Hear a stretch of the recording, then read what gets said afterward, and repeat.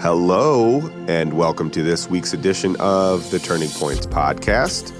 Today, we got a little bit of a mystical blast from Laurel Geise, who founded Mindfulness in the Workplace with Sarah McLean. She's a Chopra Center friend of yours from years past, I suppose. Mm-hmm. Laurel was a treat. I've known Laurel, as many of my other Chopra connections, for 25 years, and we learned all kinds of stuff about her journey. Like here, we thought she was this very successful corporate woman, major corporate woman of 30 years, and we didn't know, and it was like a totally mystical story. So she's got a book out called The Jesus Seeds that she talks about, and she's working on another book. So take a listen to our really heart-opening and beautiful conversation with Laurel. Enjoy. Hey, Laurel, welcome to the podcast. Hi, Corinne. So excited to be here. So grateful that you have invited me to share this time with you and with Sean and with your audience. I cannot wait to jump in. Yes, us too. So let's jump in. So the question of the podcast is, so many seekers can recall that point in time when they started to question their, so-called reality they were taught, the turning point of conditioned beliefs. So do you remember when you became a seeker? Yes, and it's interesting because I have been reflecting upon this, and what was interesting was I thought it was one experience, but yet there was a previous one. And it actually happened when I was in college. I was 20 years old. It was during a finals week. So I had been up for like 3 or 4 days straight, doing term papers, studying. I was going to school. I was working 3 jobs and, taking some support, if you will, to keep myself awake for many, many days in a row, right?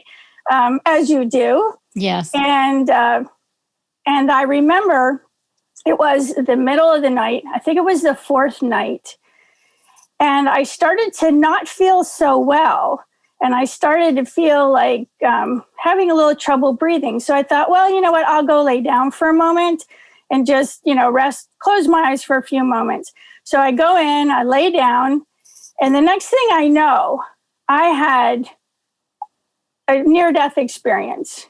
And I remember having this pain in my heart that was, at the same time, it was the most painful and yet the most pleasurable experience I've ever had.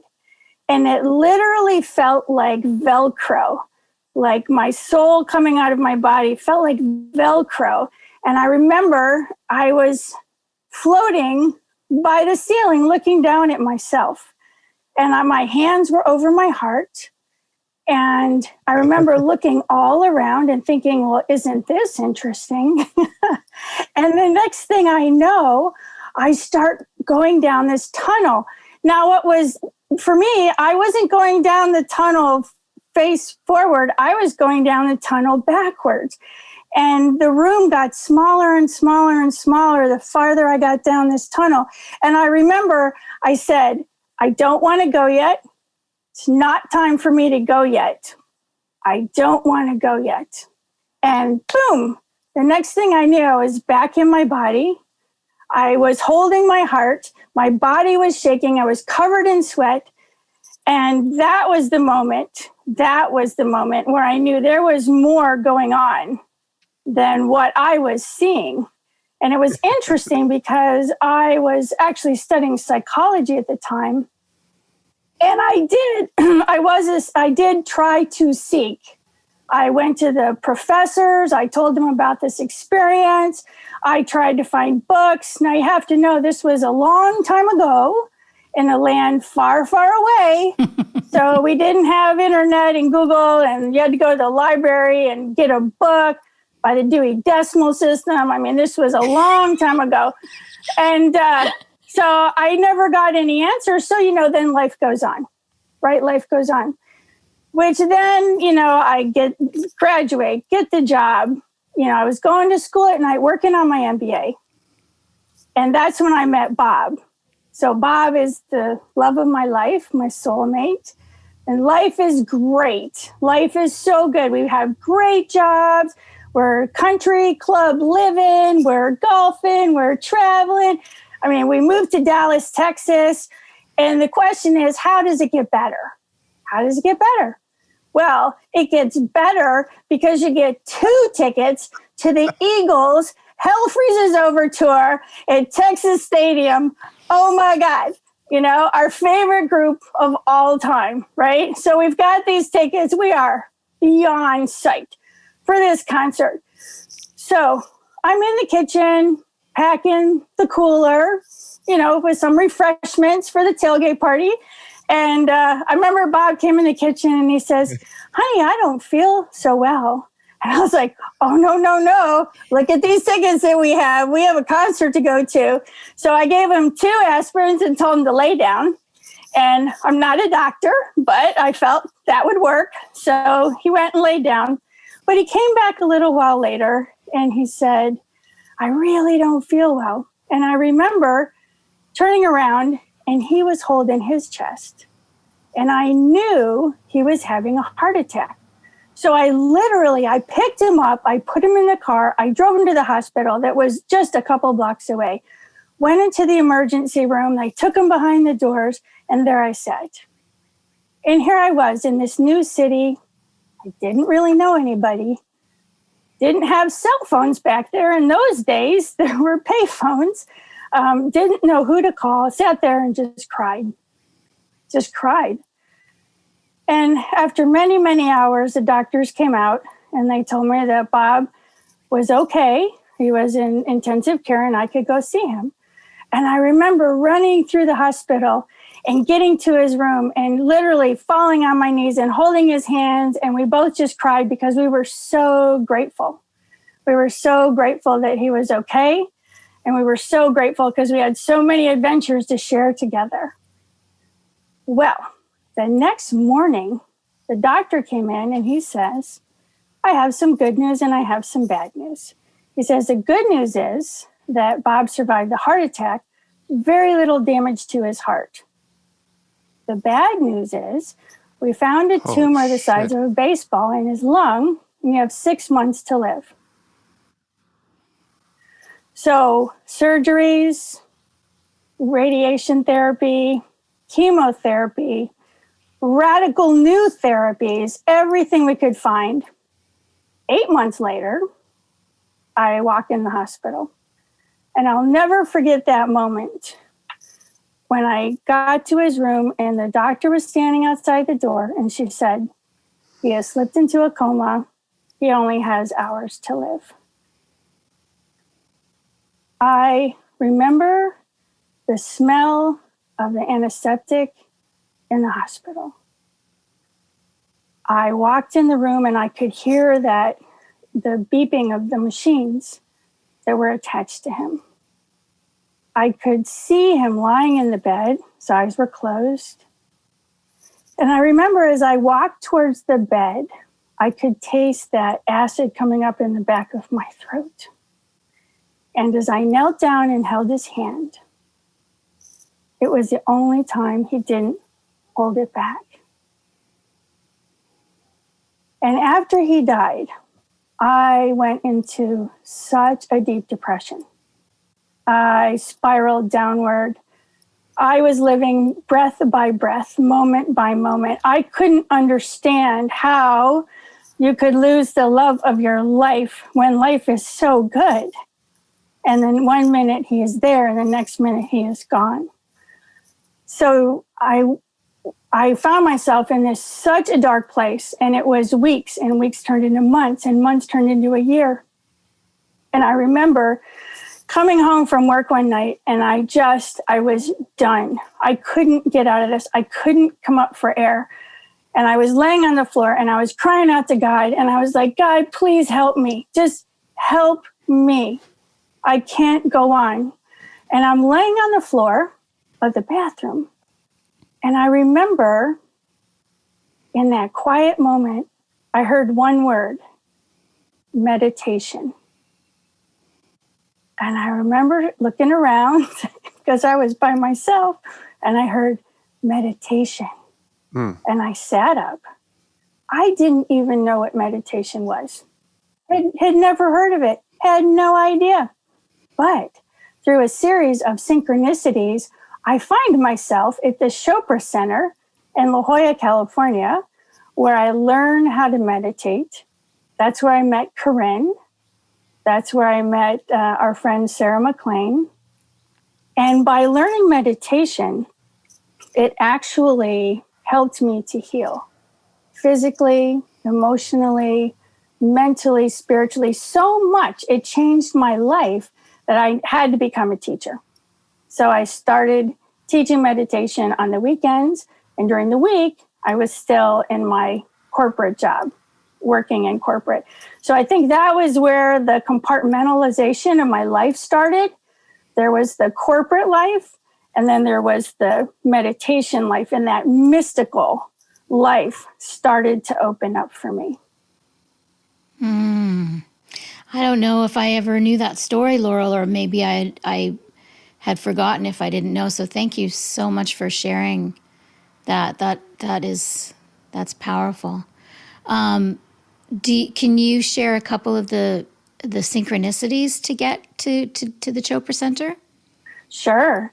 Well, I remember I received 3 copies of the 7 Spiritual Laws of Success in the mail from 3 different people. That's right? awesome. And again, I don't know about synchronicities. I'm not there, right? And I'm going, well, that's interesting. And then I remember I was actually at an executive meeting in Orange County, and I had the book with me, and I went to a meeting, and it went very poorly. Let me just say, I was in a room with 20 other gentlemen, and I was giving a presentation, and they weren't really paying attention to me. And I remember I was facing a whiteboard. In those days, we used to write on the whiteboard, and I was crying. But I was like, I can't let them see me cry. So I had to keep writing. I was laying out this new technical IT idea. And I was like, don't turn around. Just, don't let them see you cry. So I stood there until the tears stopped, and then gracefully exited the room and went back to the hotel. And I picked up the book. And on the back of the book, it said there was a Chopra Center in La Jolla, California. Now, here I am again. I don't know where La Jolla is. I've never heard of it. I'm in Orange County. So I call and I say, where are you? Here's where I am. And they said, oh, well, you're like, an hour and a half away? I wasn't really that far away. So I rented a car and boom, there I was before you knew it, right? You just knew. Did you pronounce it La Jolla the first time I saw it like I did? No, I think I said La Jolla, but I didn't have any idea where it was. I just remember that. Yeah. Yeah, because you're an hour and a half away in Orange County. That's crazy. Yeah. Wow. Now, do you mind me asking, how old were you when you first came to meditation? When you yeah. So I was 35. 35. Okay, gotcha. 35. And then shortly after that, so I became a teacher. I'm teaching on the weekends. I'm, very much compartmentalizing my life because I don't want the people at work to know that I'm teaching meditation, right? So the company then offers to relocate me to St. Petersburg, Florida, which is where I am now. And I find this beautiful condo and I move in and I'm here for a couple of months. And I remember it was a 4th of July weekend. And I'm sitting on the balcony and it was like 10 o'clock in the morning. And as I'm sitting there during my meditation, I had this, what I call the hand of God moment, where it literally felt, and I've never told anybody this either, that it felt like a hand came down and cradled the top of my head. And the energy that came through shook me so intensely. I just remember being shaken, like almost like feeling you're being electrocuted. And I couldn't see, and I I couldn't hear. I just remember I felt I was being electrocuted. And when that experience ended, I remember it was 10 in the morning because I was so shaken up. The only thing I could think of was, I need a glass of Chardonnay, right? So I ran and got a bottle and had a glass of wine because I was like, I don't know what that just was, but that was something. Well, as I'm sitting there and I'm still feeling this vibration, I start to hear things. And I heard the words, spirit guide, spirit guide. Now, I don't know what a spirit guide is, but I'm hearing the words. And then I start to see things. So all of this is unfolding, and I'm thinking, I'm officially a wackadoodle. I mean, I am now. I'm hearing things, I'm seeing things, I'm knowing things. There's all of this starts to unfold in a very rapid way. And there's really no one to talk to. Because again, this is before Google it was like, here I am in St. Petersburg. So I started going to the Barnes and Noble store and buying every book I could possibly find. But what I experienced was that during the meditations, as I was being silent, I could hear and I was receiving guidance. So I started to listen to the guidance. And the guidance was, it was time for me to soul journal, is what my guide called it, soul journal. So to start recording these experiences so they could be shared with others, right? So following that guidance and learning to it came to be, it was listen, align, act. So it was like, listen for your guidance, okay? Align your life with it and act on it, okay? Sounds simple. It became terrifying at points in my life to actually do what I was being asked to do. But I began to travel. I started traveling around the world, and my guides would be there in different guides and going to sacred sites. And I would be given prayers to say and told exactly where to stand and, go here to have this experience. And so I'm the person on the tour group and with the tour group where I'm on my own tour, right? Like I'm with the group, but I'm doing my own thing and traveled a lot, went to sacred sites. Went and completed my Doctor of Ministry and Spirituality because I'm thinking, okay, I need some more education because I really don't know what's going on here. Started studying the mystics and the saints and the sages and the prophets and finding out that these experiences that I was having are not actually unusual. It's just for the people that I knew in my life, it was considered highly irregular. I think that's highly irregular. And that's, I think what's interesting is there's been probably, I don't know, more than a handful of events in my life where I've kind of asked that question or made that statement of, okay, I'm crazy, or am I crazy? Is this whole thing making me crazy? And what's interesting is I think that it's almost calming to hear yourself ask that question, because it doesn't seem like a person who was crazy would actually be able to have that self-reflection of, am I crazy or not, right?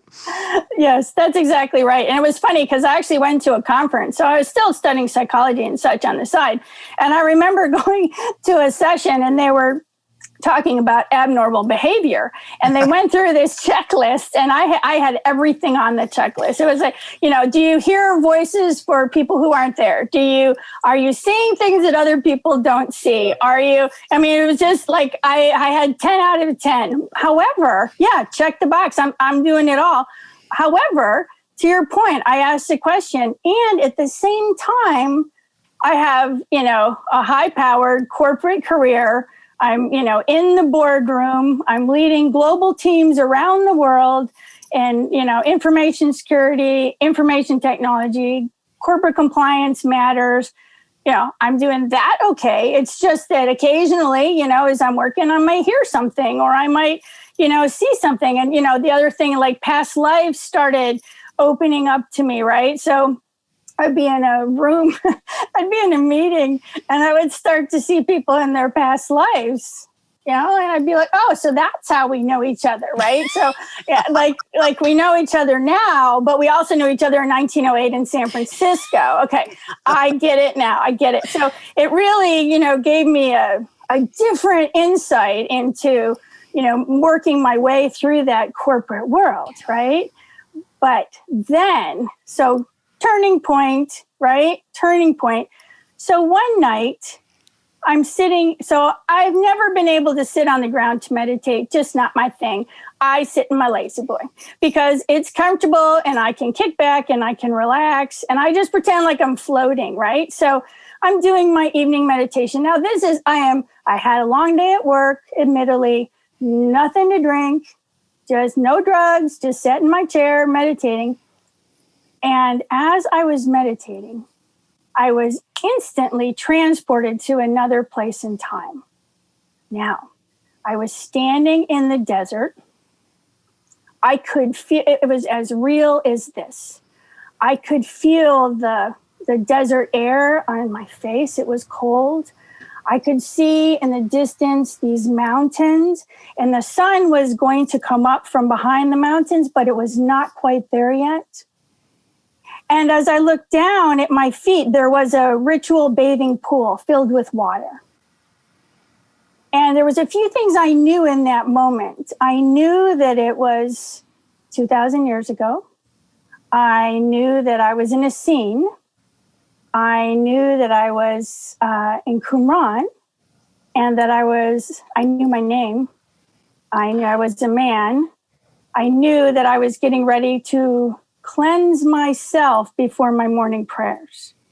So as I touched the water, the second I touched the water, I was back in my lazy boy. Now, I was like, okay, now this is a different insight into, dimensional travel or, past lives. All the other past life experiences I had were more like, here was your life, here was your name, here was a lesson you were learned.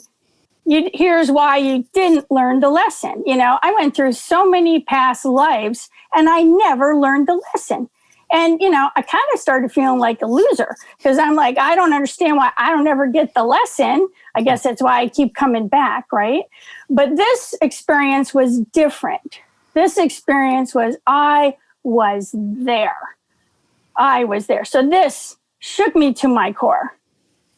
And it was an experience where I truly started to understand the multi-dimensional experience of the soul, right? With full conscious awareness. So now, fast forward 8 years later, a friend of mine calls me from Australia and he says, hey, let's go to Israel. And I was like, sure, let's go. So we go to Israel on this tour. I don't know anyone else but my friend David. And, we're doing all of the sites. It's fabulous, mystical experiences. This is wonderful. I highly recommend going to Israel. So I've been there twice now. I love it. Can't wait to go back. And one day, as it turns out, we were going to go to Qumran. And we had private access to actually go in to Qumran into the archaeological ruins before the sun came up. Now, quite honestly, this experience I had 8 years later really wasn't top of mind. I just remember the group went in, the sun was about, the sky's starting to get light. And I remember everybody in the group wanted to go up into the mountains to look for caves. And I'm like, cool. I don't want to do that. So I start walking around these ruins and I'm by myself and I'm walking around and it just seems to feel kind of familiar. Right? And I'm walking. And then I turn this corner and there in front of me are the mountains that I saw in that past life experience, the lights coming up behind the mountains. And in front of me, there's a ritual bathing pool. Now it's empty, but I know it's a ritual bathing pool because there's a sign and it says ritual bathing pool. And I'm like, there it is. I mean, how did those words even come up, right? So, and it was like at that moment, like this energy came into me almost like the hand of God. And so powerfully, it knocked me to my knees and then knocked me to the ground. So here I am in the Holy Land having this experience where I'm on the ground, I'm shaking, and and it was like this voice was like, yes, you were here. Yes, you were in the scene. Yes, you knew Jesus. He was like a brother to you. Yes, you learned all these teachings, and all of this information, all this wisdom was actually, let's say, seeded into your soul for a time when humanity would be open to understanding more about the evolutionary potentiality of humankind. And you're going to write a book called The Jesus Seeds. Okay? Now, you can imagine, I couldn't talk for days. I mean, this was so profound to me that I had the experience of meditating in my chair, and I had traveled back 2,000 years. And here I was 2,000 years later, all by myself, having this experience. And now I'm supposed to write this book. Well, as you can imagine, I didn't tell anyone about this because I'm like, well, she went to Israel and she had the Holy Land experience, right? And she was, and I was like, oh, no, I am not telling anyone about this. So I didn't. And it was 4 years. So, 1 year goes by, 2 years goes by. I keep getting all these, all this guidance, soul guidance. You're going to write this book. You're going to write this book. Here's where I learned about divine time and my time, right? My time is, I think I should be writing this book. Divine time is not yet. But 4 years later, January 2nd, 2012, I start hearing the Jesus seeds in my mind over and over and over. So every Sunday, because that was the only day when I wasn't working in my corporate job, I sat there and I literally received this book through a divine transmission. And it was sentence, paragraph, chapter. It was the most effortless thing that I've ever done in my life. And I did that every Sunday until April. It was April 8th. And that was Easter Sunday. And the book was complete. That was a turning point. Because I knew that I had to share the book, but I also knew I wasn't going to be able to keep this corporate job. Really? That was a fact? That was a fact at that time? That was a fact. That was a fact because I knew my life was, I had spent 30 years in corporate America, and my guidance was, now, of course, I was fighting it and I was resisting it because that's what I do, even though I have this soul guidance. And this is the funny thing, like our soul knows the path, right? Our soul knows our path. It was architected. She knows the path. And as you're receiving this guidance, it's like you're receiving guidance from your future self who's telling you, here's what's about to unfold. But yet me as a human being are like, well, I'm not sure. I think I'll make it a little harder than it has to be. But I remember not much longer after the book was completed, I remember walking into work and I heard this voice as clear as day. And this was a different voice saying, you will not be walking in this building 1 year from now. So I was like, all right. And that's what happened. I literally set a date and it was in April. So it was in April around this time, 8 years ago. And I have to tell you, it was the most terrifying thing I've ever done. Because all I knew from, so I'm single, I'm supporting myself, this is my income stream. Everything is coming from this job. I'm doing very well, being paid very well. But my soul is saying it's time for you to move into something more. I wasn't scared. It was terror.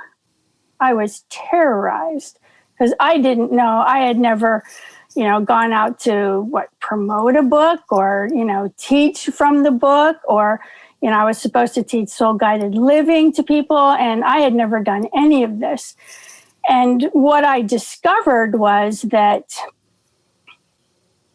that fear it was just me bumping up against the edge of my known reality, right? And every time I would hit that, I'd be so afraid. And yet, when I left, it closed like a book. I called my boss. Here's a sequence of events. So I knew in my job, I had to give a couple of months' notice just because of my position. And I had been positioning everyone to be able to step up and to be able to cover for me. And I remember I was like, okay, I'm going to call. My boss was actually in California. And I remember I was in Dallas on that day. And I called and I said, I'm going to resign. And, it got a little crazy. And then I was like, well, I'll give you 2 months notice and I'll make sure everything's fine. It's a smooth transition. I hang up the phone. Next phone call coming into my office is my mom telling me that my dad has to have emergency surgery in Florida and I have to get there right away. So I literally take my laptop, get on the plane, came to Florida, and I never went back because my dad had a series of, challenges, and he ended up staying in the hospital, and then he needed home care. And then it was really just one thing after another. I never talked to anybody again from work. I never went to any more meetings. It was just all I did, like after 2 months, it was like I sent my laptop back and that was that. Wow. Oh my gosh. So you gave your boss notice, your dad gets sick, and you're out of there. It's not even your choice. No, gone. Wow. That was it. And my assistant had to pack up my office because I had an office in Dallas. I had an office in California.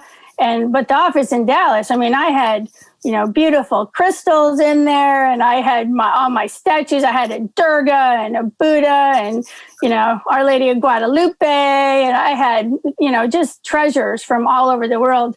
People loved to come and sit in my office, right? Because it was so calming and peaceful. And they had to, pack all that up and ship it because that was that. So, if there was any doubt in my mind, after that experience and really looking back on it, there was no doubt. It was time, right? It was time. Even though I didn't really know what lay ahead, other than I was to start teaching and sharing about the Jesus seeds. Yeah. Well, I would want to hear more about that. Sorry, Sean, but I do because my dad passed away. It'll be 2 years ago in July, and he was in Canada, and he was terminal with some skin cancer that had turned systemic, and so I got to be there for the last 3 months with him, and we did the medical assistance in dying where there was an injection. So we were all there with him, and so I felt like all the spiritual work I had done up until that point, like that's what I was there for. Like that's just to show up and be present with him because I knew he had a lot of fear and a lot of anger. And so it just took every ounce of everything, all of the presence and everything I've ever learned just to show up daily and to be with him. And it was the most amazing experience. So I'm just curious as to, because it sounds like you were full on there in that experience. So do you mind sharing? Yeah. So actually my father recovered. He was put into a isolation area for a while. So, we had to go in with full coverage, right? You had to be covered and, to go in and visit him. And when he actually did come home from that, because the doctor said they didn't know, what was going to happen. But he did survive that, and then he came home. But then he needed special injections every day that I didn't do, but we had a healthcare nurse come in. But still, there was a lot. So there was taking care of him as he got better, and there was also taking care of my mom too, right? So both of my parents, and thank goodness they're both alive and they're doing well, and they're 85. And I can tell you that the other gift of this time has been spending time with them, because when I was working, I would see them maybe twice a year, maybe, Christmas and maybe a birthday or something like that, because I traveled all the time. I have over 3 million miles on American Airlines alone that I have flown.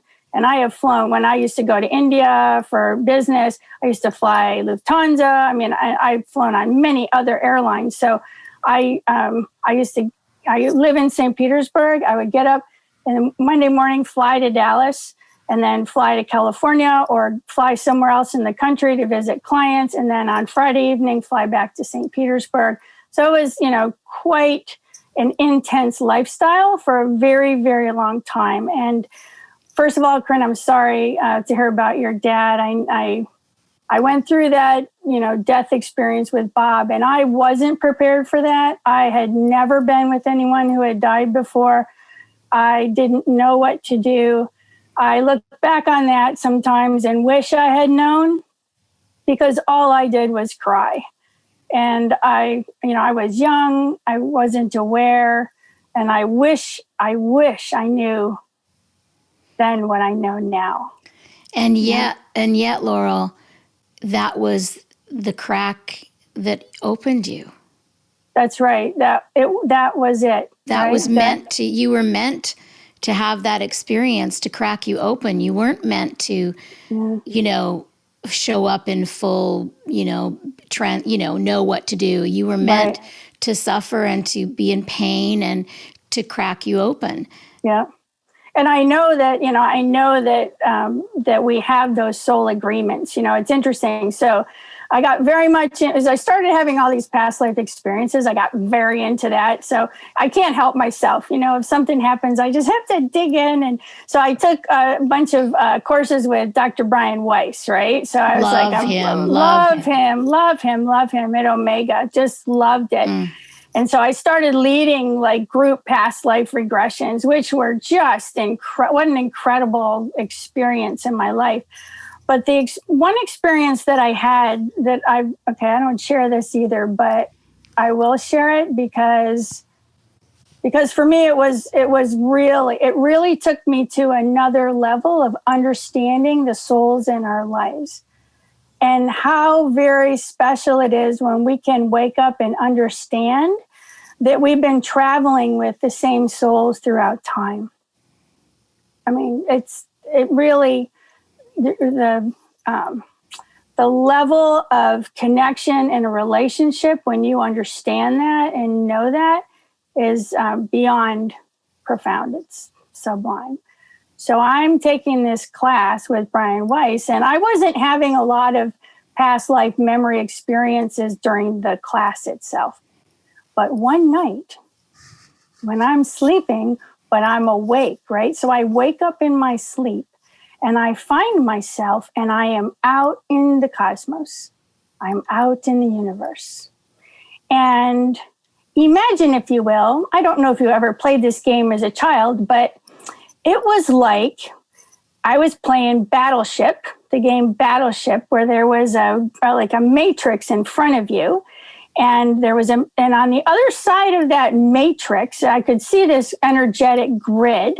And at every intersection, there were different colored lights, if you will. So there were choice points, right? On the other side of this grid, there was another soul there on the other side of the grid. And they had their grid in front of them with all their choice points. And so we're having a conversation about reincarnating. We're having a conversation. And this conversation goes along, and then we get to a point, and this soul says to me, in this lifetime that we were talking about, I need you to kill me. And I said, absolutely not. There is no way. I love you. There is no way I will do that. And the other soul said to me, you will, because you love me.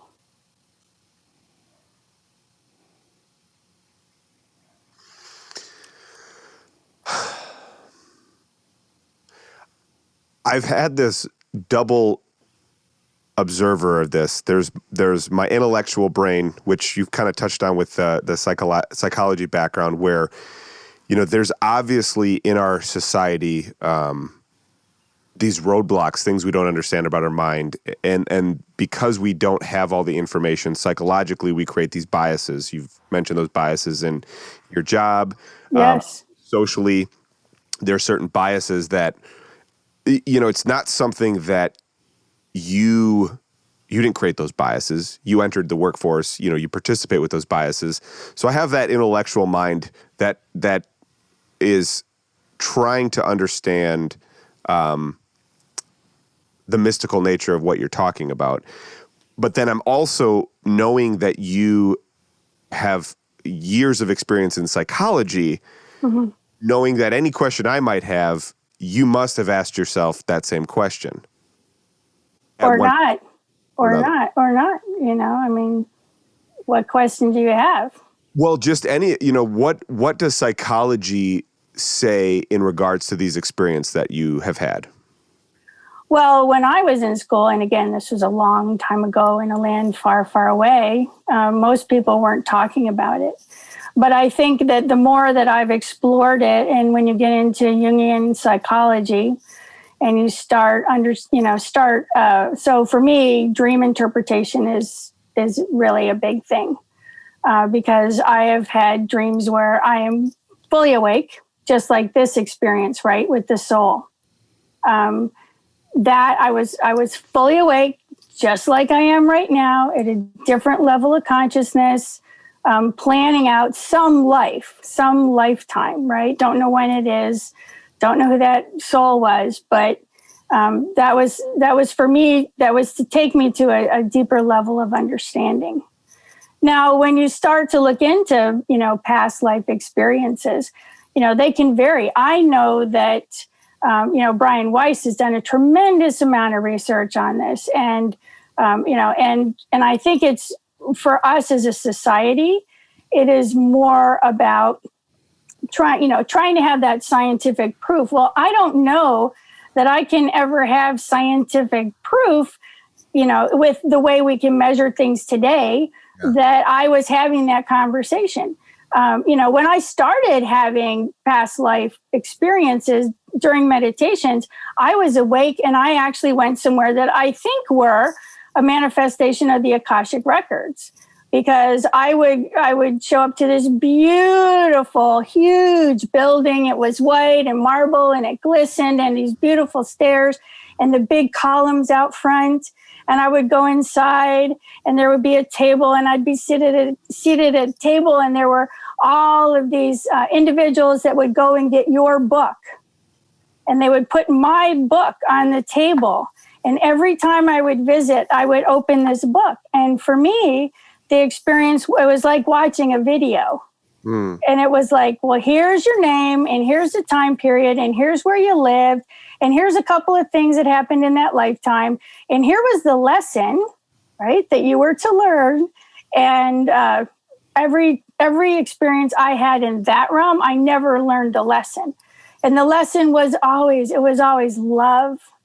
It was compassion. It was empathy. It was forgiveness. It was all of these very essential human experiences that we fight so hard against. But yet, if we can get that lesson, right, then we can move on in our evolution. So I hear what you're saying about the question, but I don't know today how we actually prove these things. And I have that, so now I'm at a turning point where I'm actually in the midst of receiving another book.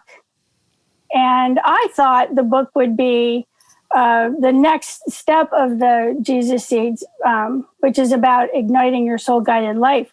This book is it's like 100,000 million trillion times above that. And it's so, the energy is so intense that as I'm receiving it every day, I've been writing since February 7th every day. And I'm about 40% through because they've told me like the architecture of the book, but I don't really know everything in it. But what I do get from this experience is that we're moving into an era of human evolution where it's going to be really the full activation of all of these gifts that are available to everybody. And when these gifts are able to be shared in the public domain, I think there's going to be a ripple effect where it's not going to matter whether or not you can prove this happens. It's going to be, it's happening. It's happening. Yeah, and my question or my inquiry, that's the one half of my being. It's in no way, questioning the validity of your experience by any means, because I've had plenty of experiences that are in sync with what you're talking about. I think what's interesting is the amount of clarity and the amount of very astute awareness you would have and have had on the trajectory of your professional social life and the trajectory of the spiritual life that you're having. You're not just not thrust through life with the spiritual experience with like, oh, this is weird to people. You're very present that there's going to be a lot of people that are not comfortable, to the degree that when you finish Jesus Seeds, you just knew it wasn't it didn't seem like a conflict in your life. It was that's it for my professional life for the minute. So yeah, well, it was a choice point. We all have these choice points in life, and it's and I believe they're put in our path to see if we can walk through that fear, right? Because every time we walk through that fear, we come into so much more. And okay, over the years, all right, people, they knew that I meditated because I talked about it, and they knew that I was teaching meditation on the weekends, and and they knew that like I was going to a lot of sacred places, and and they just used to say, she's kind of out there, but she does a really great job, so we're going to keep her around, and it was just, I just really had to compartmentalize until I came to that point. And what's interesting was this, because once I took that step, not really knowing what I was going to do, in another meditation, as happens, I was given the guidance that I was supposed to start teaching mindfulness in the work environment. And here's how it came to me, because I said, absolutely not. I just spent 30 years in this corporate environment, and it was very difficult. It was hard to be a woman. It was hard to climb that ladder. It took me actually several years, even meditating twice a day, to let go of the stress that had accumulated in my physical being and my mental being and my emotional being. It was funny looking back to see how stressed I really was. And I was like, no, not going back. And then my Buddha nature came out, and the message was, you will, to end human suffering at work. And I was like, all right. That I can do. That I can do. And it was interesting because I had always been in this corporate model, and now I was being asked to be an entrepreneur, of which I knew nothing, right? And so I understood that was part of the purpose too, was to grow. Because I asked one day, why am I doing this? I really don't want to do this. And it was to grow. So I was like, all right, to grow. And the adventure over the last 8 years has been amazing. So I started a consulting company and developed a mindfulness at work training. And mindfulness just was starting to kind of, be talked about a little bit. This was about in 2013. But the research was coming along. So you could show people scientific research and you could show them business case studies. So I developed this training. And then that's where it kind of comes full circle, because I got together with our friend, Sarah McLean, and she has a meditation, the McLean Meditation Institute. And she's trained over almost, I think, 400 trainers, meditation and mindfulness teachers over the years. And I met her in Sedona, and I told her what I was doing. And I just felt like this could be a really great opportunity, because I know that people who go through her training really are embodying, right, the qualities and the practices and all that meditation, right, that experience. And so we actually started a company called MMI Mindful, and we launched it in 2018. And now we actually bring mindfulness at work training into organizations, and we do a train the trainer, where we've trained over 70 trainers, and we do 2 trainings a year. And we have teachers now in the US and Canada and Costa Rica, Estonia, Ireland, Germany, Australia. So, that was something I never knew was going to happen, right? It was just, here's how we can end human suffering at work.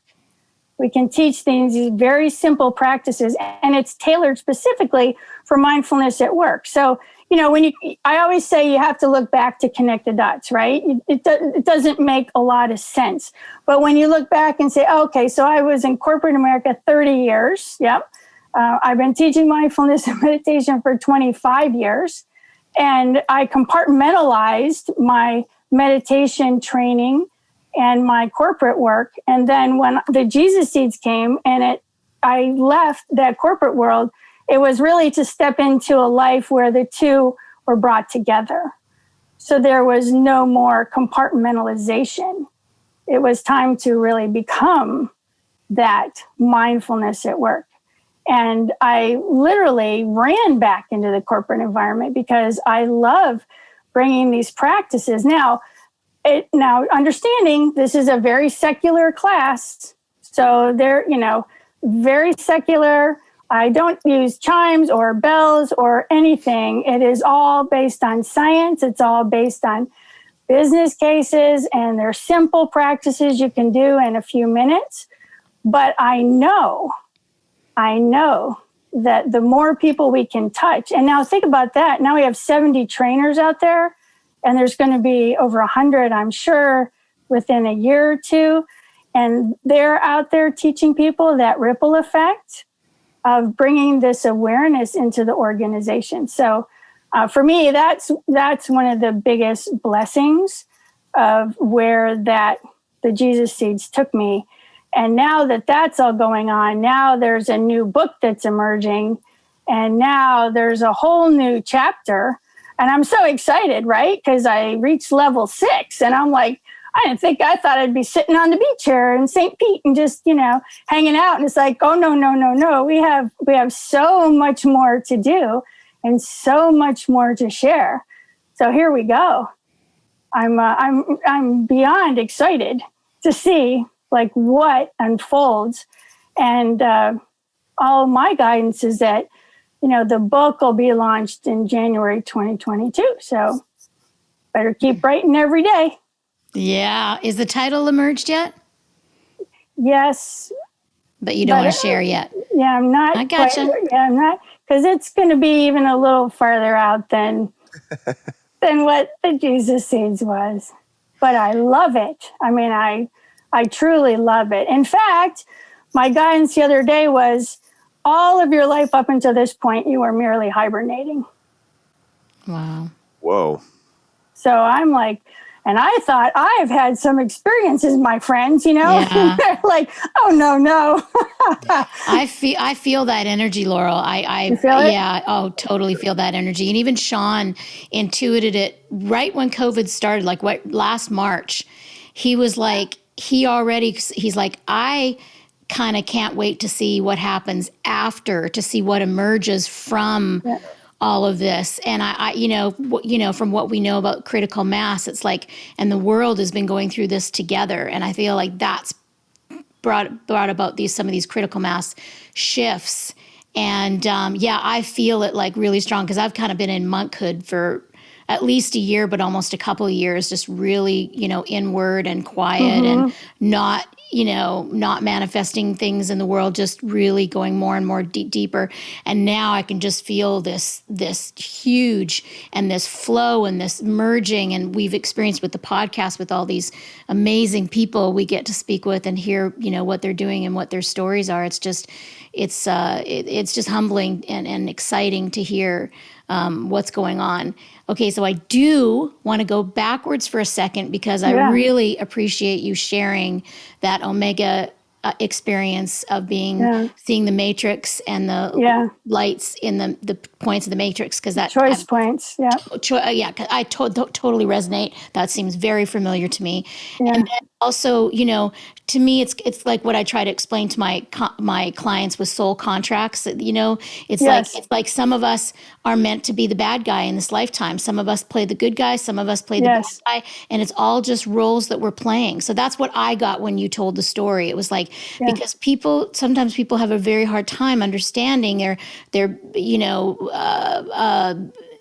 being hard done by or playing the victim, or why are these people bad? And I'm very neutral these days. It's like I really understand, and I think Sean does too, and I'm no doubt you do too. I understand all aspects of everybody's points of view and stories, and we know it's just the stories and just points of views. It's not as real as it seems to be. And so I did want to thank you so much for sharing that, because I think it's really important for people to have a deeper understanding that we're all just here playing these roles. Yeah, exactly. I think that, it's one of those things where, we have the knowledge of something and we think we understand it, but until we actually have an experience, does it really become a part of us, right? You really understand it at such a different level. And that, I had past lives, and I had, I remember leading a meditation training, and during the meditation, I saw one of the women in the class, her and I, in a cave in Tibet. And I saw us in Tibet, and we had big yellow hats on, and that brought us really close together. And that was one level of experience, right? Of connection through a past life type of experience, because we knew we were traveling throughout time together. We had been I could see it, right? But this was something totally, just at a different level, right? Not a higher level, just a different level. And, I had heard about soul contracts and, all of this, and that shook me to my core. I couldn't talk for a couple days. That happens when I have these experiences. I can't even talk about it. I can't talk about anything. I'm just so in that experience. And I remember Deepak always saying that. I feel like it was Deepak who said, you're the sinner and the saint. Right? You are everything. You are, everything. And I never really got it until that moment. And I was like, yeah, we're here playing roles, and we agree to do this. So then, take that, and what great compassion I have for people in my life who I was judging for what I thought was hurting me. Right? Like Bob dying, not that he was hurting me, but that just, it broke me, right? It broke me. And it took me so long to understand why. I give thanks to him for, breaking me open and really propelling me down that path of being a seeker. How grateful am I for that? But, other times in my life and other individuals who I feel like have done me wrong, right? I've been hurt, betrayed, all of those things that you experience in life. And now I look at them in a totally different way, because I'm like, wow, I asked you to betray me in that way. And I asked you to, hurt me in that way. And I asked, and I was like, I did, the soul did, right? We said, yeah, this is what, and I learned that lesson in this lifetime. If there's nothing else I take from this lifetime, and God help me, I hope I learned the lesson this lifetime, is that, it's compassion, and it's empathy, and understanding, that I know we talk a lot about the interconnectivity of life, but it's so much more than that. It's just so much more than that. And I agree with you. I feel like this whole COVID experience for the world really was for a reset. And what's coming out of this is going to be glorious. It's going to be a lot of change. And like you said, reaching critical mass. But I feel that it's happening. I feel it's happening. And I don't know where my path goes next. I know there's a new book. I know there's going to be new teaching, but it's going to be okay. I mean, I will be able to share this information in this lifetime, and I will not lose my life because of it. Let's put it that way. Like, this is the lifetime to share this. Yeah. Yeah, man. I mean, this past year has been particularly revealing of our dark nature as a culture, as a society. And, every time I've gone into, the darkness of my soul, the depression, the learning a lesson, or, the resistance to the lesson too. I mean, that's part of that process is, where am I being resistant? Where am I holding on to programming that isn't necessary or isn't asked of or is being destroyed in this part of my life? And we're kind of experiencing all of that together as a culture, as a society, and we're finding pressure points where we have a lot of work to do, where we're not showing compassion. Yes. On a national scale, on a global scale. We're finding out these elements in our interactions with each other where we're missing the mark on the symptoms of connectedness. And yeah, I definitely think that this is the time to reveal what we've each been through, some of the lessons, some of the gifts, some of the whatever we might call it moving forward, but the things that can bring us together and the things that can look at each other as connected instead of separate. All of those things will be very helpful moving forward. Absolutely. Because, the more experiences that I have and the more that I've learned, I really do see an individual as a soul. I see them. I understand they're on a journey. I understand why they're struggling. And it really places you in such a place of compassion. It's interesting because we just expanded our MMI mindful training, and we added 2 modules of training. And one was empathy and compassion. And the second one is diversity and inclusivity. Mm-hmm. And let me tell you, diving deeply into both of those areas and developing a training, and we're just rolling it out. It just felt like we had to do it. It felt like now is the time. We have to start talking about this. And so it's going to be very interesting to see how that is received and an organizational structure. Yeah. Well, if any 2 people can do it, it is Laurel Geise and Sarah McLean. Yeah. Seriously. And it's Laurel Geise. Oh, I'm sorry. I've always said that. That's okay. You probably liken me, so that would be Dr. Seuss, and I am kind of like Dr. Seuss. But that's awesome, Laurel Geise. Thank you, honey. I'm glad you said that because we would have done the intro later, and I would have pronounced it. Geise. So I don't know where I got the L from. Yeah, it's okay. That happens a lot, but it's Geise. Yeah.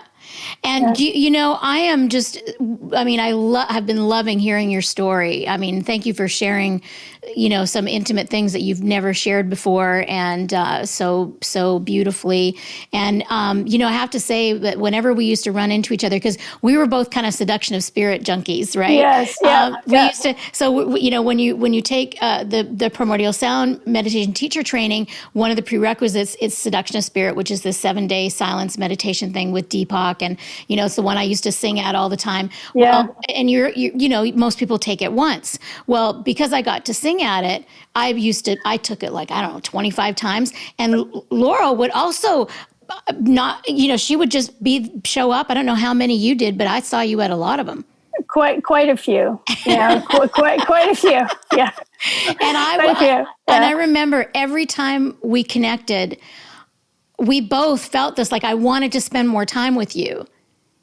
But I lived in, either Nashville or San Diego, and you lived in Florida, and busy lives, and there wasn't, Zoom back then and cell phones and stuff. And so, but we've always, we've been connected on Facebook for a while and stuff. So so that was one of the special treats for me today, was just to share some time with you.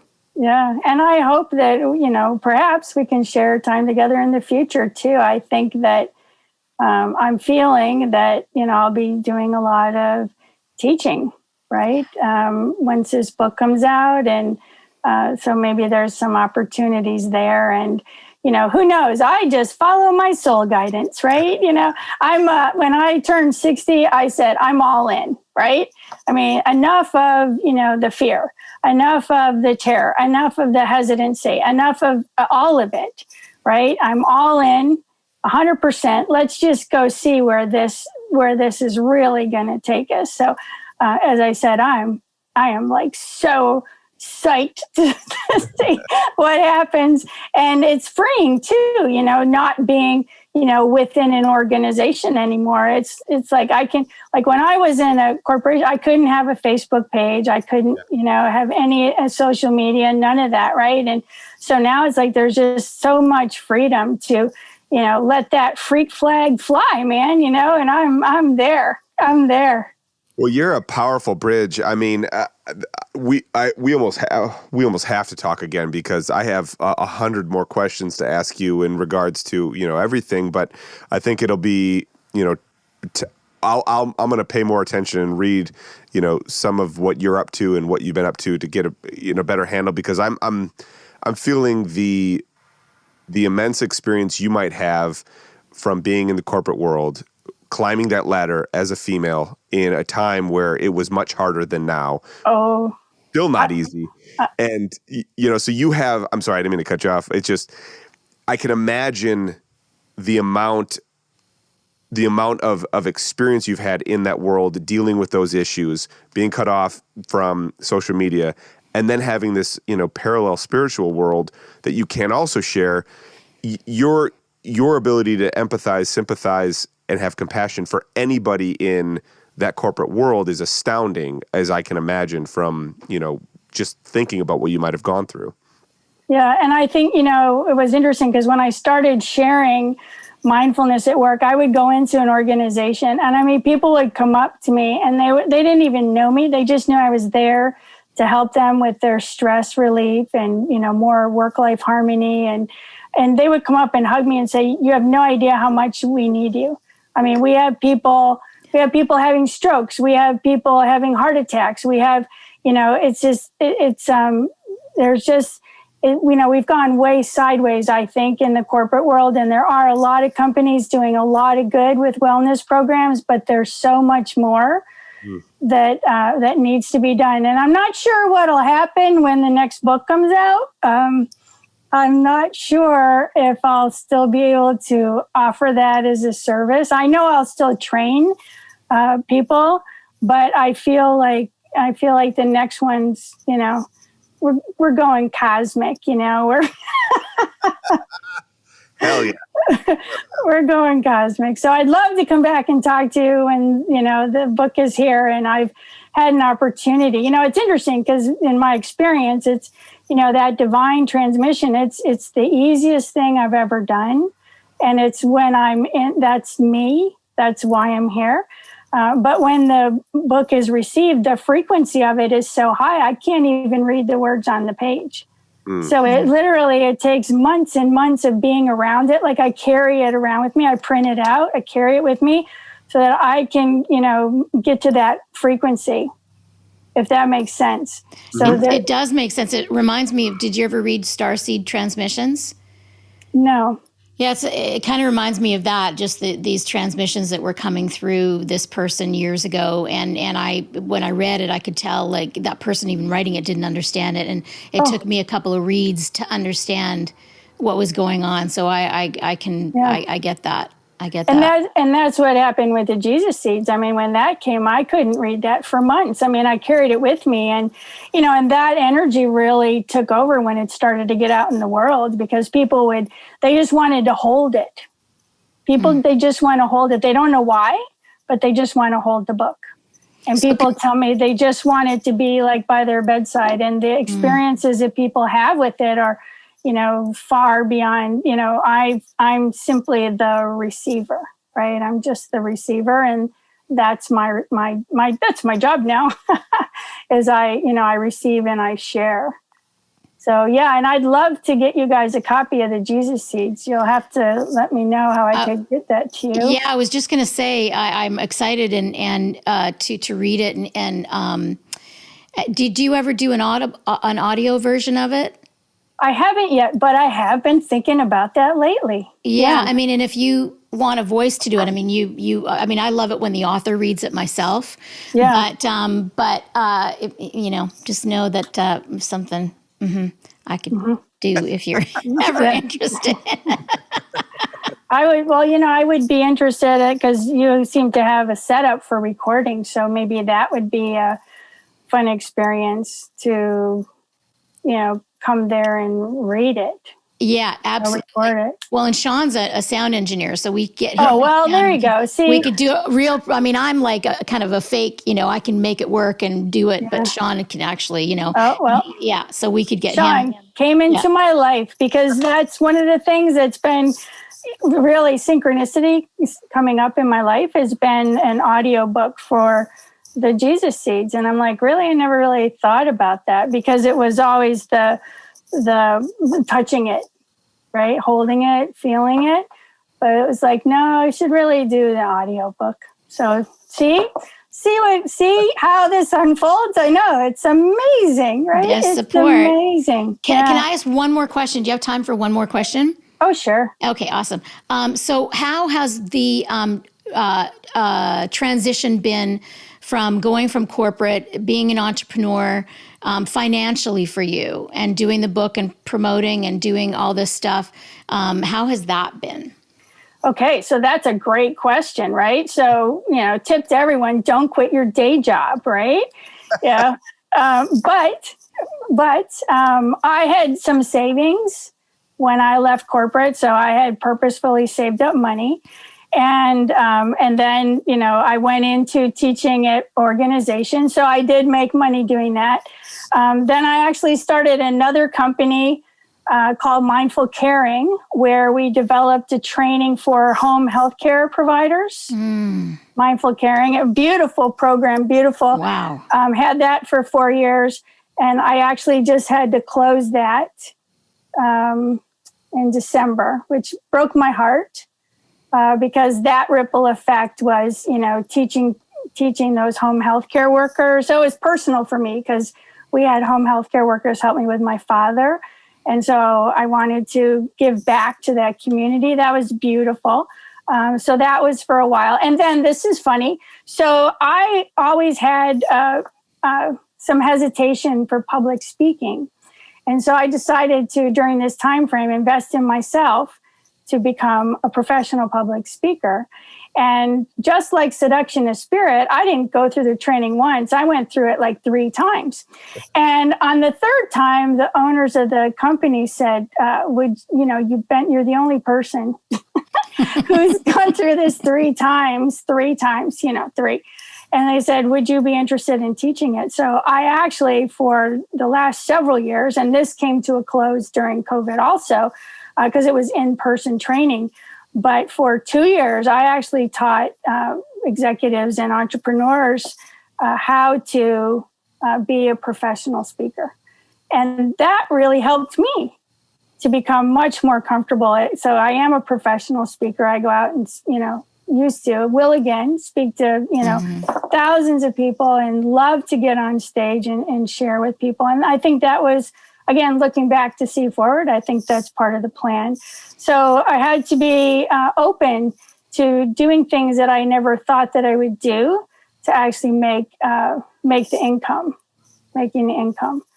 Yeah, and I mean, I tell that because I've, as you know, I've been self-employed most of my life. I've had, I don't know, 5 jobs in my life, and they've all been, Chopra Center was one of them, and a couple others for a year or two. But really, and it's really all about multiple streams of income, which is what you're describing. Yeah, absolutely. So, teaching the Jesus Seed, teaching soul-guided living workshops, teaching professional speaking, starting the mindful caring, working with Sarah on the MMI Mindful, teaching 2 groups every year with that. And we're actually just going to launch a direct-to-consumer. So we're actually going to start teaching people not in organizations so that people can actually have the experience about using mindfulness at work and hopefully take it back to their organization and want to bring training in and want to bring our trainers in. So yes, that's absolutely the key. Yeah. You're absolutely right. Multiple streams of income and really doing, whatever it takes, whatever it takes. Mm-hmm. Yeah. Well, good for you. I'm so happy for you. As I actually didn't know that you had left corporate world and didn't know that you had started all these companies. I mean, I knew you were doing stuff with Sarah and how amazing, but I didn't know this whole story. So I really enjoyed it. And so your book, Jesus Seeds, can be found on Amazon, I'm assuming? Yeah, so the title is The Jesus Seeds. Okay. If you just look it up in my name, Laurel Geise, and the last name is Geise. It is on Amazon. And I'd love for people to have an experience of it. Awesome. Yeah, and if there are any meditation or mindfulness teachers out there that think they might be interested in becoming certified to teach a mindfulness at work program, this is starting to become very, very popular right now. We actually train 2 teams a year. So go to our website, and that's mmimindful.com.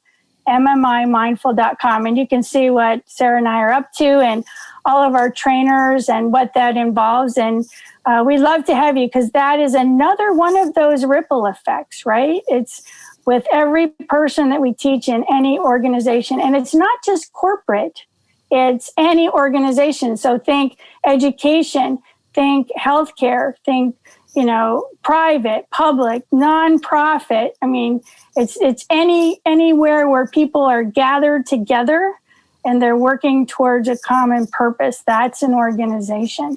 So we'd love to talk with you because that's becoming very exciting.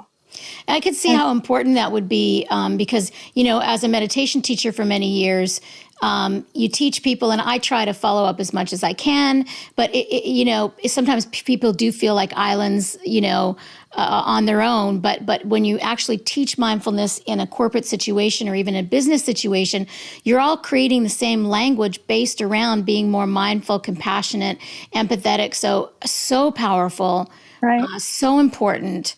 And I'll put the links in both the podcast and I'll put all that stuff. And so thank you for giving me all that information in email today. We'll definitely post that. Yeah, thank you. And thanks for having me. This has been it seems like it's only been a moment. Yeah, man. Well, thank you for, being vulnerable and sharing it.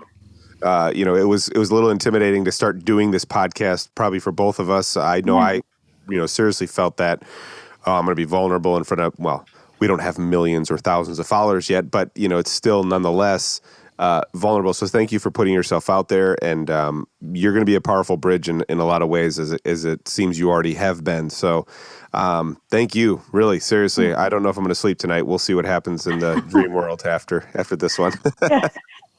All right, Laurel, until we meet again, much love.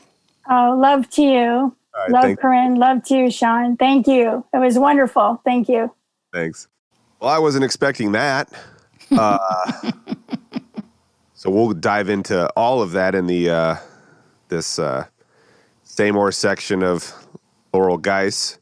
I'm a little spun up. I really wasn't, kind of just getting the I guess, bullet points about what we might be talking or what angle she's coming from or knowing what she has been working on. You hear corporate, you hear, meditation teacher, but you don't automatically think mystical, Reincarnation.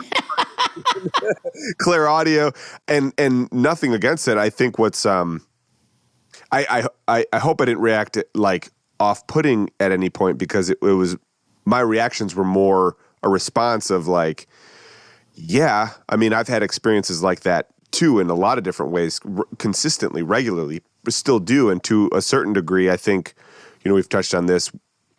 There's a certain degree of like living in a different world anyways. When you have a mindfulness practice, when you live from that compassion, empathy, we've definitely talked about dysfunctional empathy, but we haven't really highlighted the functional empathy within, the context of mindfulness. So like I was resonating very heavily with a lot of what she was saying, and I was really appreciative of her bravery throughout the years in a lot of different ways. She was fighting a lot of currents in a societal, emotional, mindful Corporate culture, or non-mindful corporate culture. So yeah, exactly. That was a trip. Yeah, and I didn't either. I mean, like I said, I've known Laurel for 25 years. I haven't really talked to her in over 20 years. We used to connect at the Chopra Center at a seminar, and we'd talk on the breaks, and we'd be like, fill each other in for 10 minutes, or we'd sit down for a lunch. But that was it. And I knew she was in the corporate world, and I knew she was deeply committed to her meditation, but that was really, I didn't know, about her husband that had passed away, her soulmate, and all these other beautiful twists and turns and turning points that she shared with us. The whole Israel thing, and oh man, there was and to live that intense of a parallel life, knowing the whole time.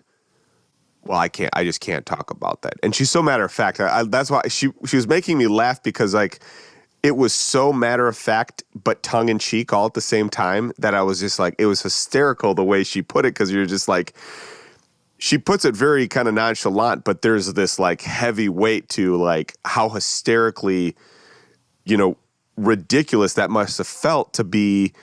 Well, that was real. That was one of the most real things I've ever had. God's hand just came electrocuted my brain. I'm not going to be able to speak for a couple days, but I definitely don't have anybody in my world to talk about. I'm laughing about that because I've had the experiences like that. But she doesn't take it too seriously. Like she's not ashamed or have guilt for feeling that way. It's just very like, she's very clear with her intuition, and she's developed that intuition muscle very well. And she's just like, yeah, I hate it sometimes, and it makes me do things that are very uncomfortable sometimes, but I'm not there. It's not like I'm not going to follow the intuition. And so there was a nobility to that was, it really touched me, because I have not been noble or brave in a lot of times in, speaking my truth or my experienced truth in a lot of ways. Well, I'm sure if we really got down to the nitty gritty, it didn't happen overnight for her, right? Right. Because we get to hear her now after she's been out of corporate for 8 years. She's been on the spiritual path for 25 or more, if you count from college, Right. So that's what you have to give yourself a break for. It's like even Kathy that we talked to last week, it's like, or 2 weeks ago, she was, you're like, how do you stay positive with all those crazy things happen? And she's like, well, sometimes I haven't been, but now looking back, I am, And I love that you called her noble, because I get that from her too. I feel like she is, so authentic and wise and brave. Yeah. Yeah. She's obviously already gone out on a limb. She risked her career to do what was just intuitively there to do. That kind of a relationship, that's a strong bond, because that's a fall of faith for sure. But she did not describe it that way. She described a lot of compartmentalization. I like the way she put that. She had her spiritual life, and then she had her corporate life, and then now it's those all merging together. And that's what I was actually just talking to some young people I had over for dinner the other night. Because they're like, there was one of them. She's like, I don't know what to do. Do I study this? Do I study that? Do I, because she's quite intuitive and a little bit psychic and tarot cards. And she's like, what do I do? And I'm like, if you try to look 10 steps ahead, or, a year ahead, or a week ahead, or a month ahead, or 10 years ahead, it's very overwhelming. All you need to do is see the next clear step in front of you. And I told her that story of the monk being dropped on the island and only having a light to see his feet, because all we need to see is the next clear step in front of us. And so, that's the thing to stay when you do feel overwhelmed with something that seems like a big choice. It's like, okay, what do I need to do today?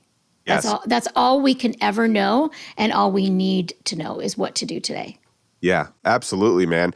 And because you get the further away from today you get, the less sure. Though you can't. The less reality it is. The less reality it is. Yes, it's all based on projections that may or may not happen, and probably won't happen. Right. In the exact way that we think it will. Yeah, exactly. And you can prepare yourself, and I think that's what mindfulness does, is it prepares you. Well, it prepares you to be in the moment, but then it prepares you to respond to whatever happens in the next moment without reacting to the unknown of the future, how to put that? Without reacting to the fear of future moments, and how I was, sorry to interrupt. I just, because I've been sharing this visual, and I don't know if I started getting it on the podcast. I don't know. It's all running together these days, but I've used it as a metaphor for a couple of my students who are having a hard time staying in the moment and not projecting in the future. And I said, and they're having a lot of fear because of that. And I said, basically, it's like fire. It's like when we first learn about a fire, or when man first learned about fire, there's like, oh, it can be used for cooking, but it can also be scary. I touch it, it's scary. So worrying about the future is like being worried about a fire that's not there. Yes. Yes. Right? That's a very visceral thing. I don't want to get burned by the fire that might not Yeah, be. it's not there. Where is it? Dude, that's crazy. And that is that's what it feels like. And that's why it feels like you're burning yourself, right? Because you're creating the symptoms of a burn in your life without actually having been burned. And it's amazing how easy it is to self-sabotage by, convincing ourselves that there's a fire. That there's a fire. Fire. Yeah. What is the problem? And right now it's that kind of, that mentality, or that relationship to experiences moves so quick. So this is funny. This just hit me as you said that. It's like we have social wildfires that aren't actually burning. And think about that. And every time there's something that happens and it just burns through social media, it spreads so quick. And when you actually look at it, it's like, what are we really even talking about here? There's actually real issues or real things that are going on that you need to reflect on, but that's like right here in the moment. But those things get projected through society so fast, and they're not even real, Mm-hmm. It's like, and I don't know if I've said this on the podcast or said this in a conversation, but it really feels like society as it is now is an outward community representation of the ego mechanism that exists inside our, personal experiences. Absolutely. That's, the president of the United States is a reflection of the people. The head of a state, the head of a corporation, the head of a church, the head, the CEO of a grocery store, whatever. It's like they're a reflection of the people. Yeah. Yeah. And that is, it's startling at first, because you kind of see, so what happens is that you see yourself in the world, right? you see those mechanisms that you experience in yourself out in the world. And you're like, and then you start to judge, like, oh, they're doing this, but I've done that. Oh, they're doing this, but I've also done that too. And that builds a forgiveness. It builds a forgiveness and starts seeds of compassion. And it makes this whole process of becoming, like, just becoming an open arm hug to all that, right? Instead of judging it, instead of putting it down, instead of combating it, it's like, okay, all right, well, everybody else is freaking the fuck out. Everybody else is panicking. Let me just hold my arms out and just give everybody a hug. That's in this moment. That's in this present time. When I'm in, with these people, I'm going to give them a hug. When I'm with these people, I'm going to give them a hug. It's just this, I don't know about anybody else feels, but I feel very strongly that when we're in moments of culture, of society, of, interactions with anybody from any degree of life, any background of life, I just feel like the best course of action is a smile, a joke, and a have a great day. And it seems like these little gentle, resonant echoes that just kind of might permeate the day. And just, they probably have been shit on in almost every other circumstance that they've come in contact with the people. Maybe this one will just, lighten their day, brighten their day a little bit. And it's like these little seeds of compassion that just kind of, filter through society. Feels very necessary right now. Yeah, I mean, it all comes down to us each individually. So I love you talking about in first person, because it's so easy to blame and complain about somebody else. But what you're talking about is clarity of your own being. Yes. To see that what you see in other people, you also see in yourself. And Yes. that is an aware human being, because many people do not, see the shadow. That's why they judge others, because they don't recognize that it's also there within themselves. So it's an aware thing that that's how sort of when you're becoming more aware, when you start to have a compassion and you see everybody as yourself, and you see that you have the potential. It's what the shadow work is all about. Debbie Ford, Ariel Ford's younger sister that passed away, she was, did this shadow work process where it's actually seeing the dark sides of yourself, and once you see them and you embrace the shadow within you that we all have, it doesn't mean that we're acting that way all the time. It's just the potential is there. And sometimes not just the potential, but we have acted on it in some ways. I remember there was a great exercise that we did with, was it Debbie? Yeah, I think Debbie took us through this at the Chopra Center. So the Chopra Center used to be like a 5,000, maybe 10,000 square foot building downtown La Jolla in San Diego. And so there was so that's not very big, right? So it was just for very small retreats. So there was the offices, there was the front desk you walked into, was a beautiful sort of a beautiful building. There was a cafe that where Leanne used to cook these amazing bliss balls and fresh salads, and then the front desk would greet you. The girls there were always great. You'd walk upstairs and there was Deepak's office and David Simon, and the corporate offices upstairs. There was only like 5 offices, and the kitchen where they did all the cooking. And then downstairs was this little space of what fit a maximum of 65 people, where we would do some of these seminars with Deepak, with Jane, Debbie Ford, Jean Houston, all these people who usually would teach to 400 or 500, 600 people. We would do it with like 65. So Debbie comes in one day and she's teaching us about the shadow, some of the shadow stuff. And so you're supposed to write down all the things pick 5 people you like and 5 people you don't like. Okay, 5 people you like, 5 people you don't like.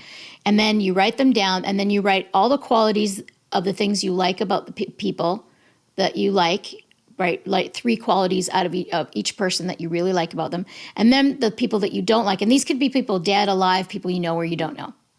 Then you write all the qualities that you don't like and dislike and hate and whatever it is about these other people.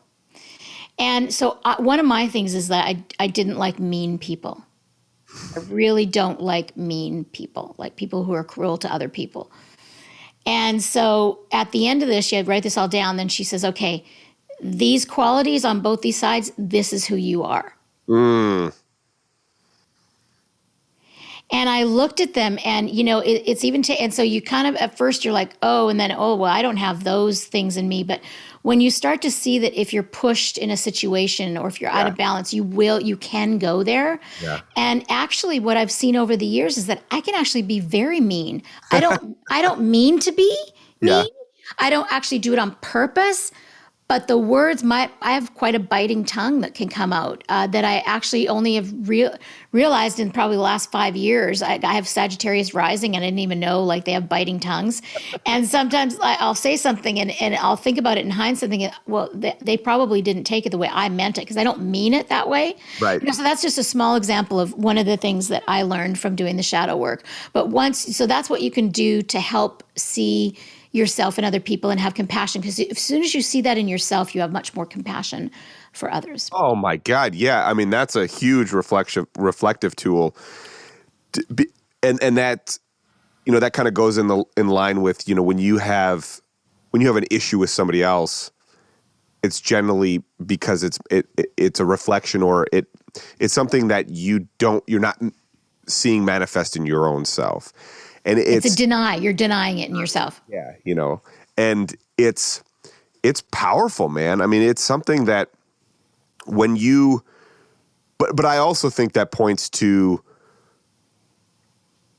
it's really difficult to say any one person is this thing, because you really have to say, are you this thing all the time? Are you this thing under stress, under duress? Are you this thing when you're well rested? Are you this? I mean, if you look at the ways that we are in one day, when you first wake up, a little groggy, a little tired. Are you your best person right away? I'm not even close. Am I my best self when I haven't gotten a good night's sleep? No. All the characteristics that I try not to be start to kind of leak through my ability to respond instead of react. And when you start realizing that about yourself, and exactly what you did is like, oh, I can be mean sometimes, or at very least I can seem mean sometimes unintentionally. Exactly what you say, you start to develop a compassion for other people. And it's like, well, what might they be going through right now that is causing them to choose this way of behaving? And then the only way to know that is to go say, hey, do you need a minute? Do you need somebody to talk to? Do you want to grab a cup of coffee? Do you want to talk about this? Do we need to just pause this life? Because, and then when you even bring in mindfulness and talk about bringing mindfulness into the workplace, there are people that don't even know that exists. There are people through all class levels that don't even know about mindfulness. How could they possibly be responding from a place of mindfulness when they haven't even heard of that term or have a practice in that? And it really brings what we just talked to with Laurel and bringing mindfulness into the realm you're comfortable with, the realm you know of. She knows corporate. She knows what it's like to be in that. She's bringing mindfulness back into that environment, which she said, no, I was resistant to it. I didn't want to at first. I had to suffer, and that's, I'm sure she was just like, well, that's, I had to get through this. I don't want to have to go do that, but it's like, because you struggled through it, because you suffered through it, and because you had challenges, you're intimately connected with just about anything that might come up for anybody else moving forward. That makes you the perfect bridge, a very powerful person, but it'll also make you very accepting through that process. When you take that whole concept, and she says it, for her, it feels like she's just coming out of the cocoon, like she's been hibernating for this long. that's a person who has been working on a mindfulness practice for 30 years. What might that experience be like for somebody who has never been introduced to mindfulness?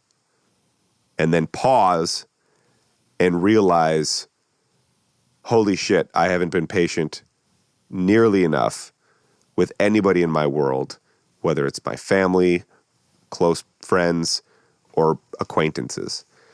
And then you can start to move from there and realize, holy shit, we can introduce empathy, compassion, patience, love, all of those things much deeper. Yeah, I mean, they didn't even know aware that they could do it in the business world.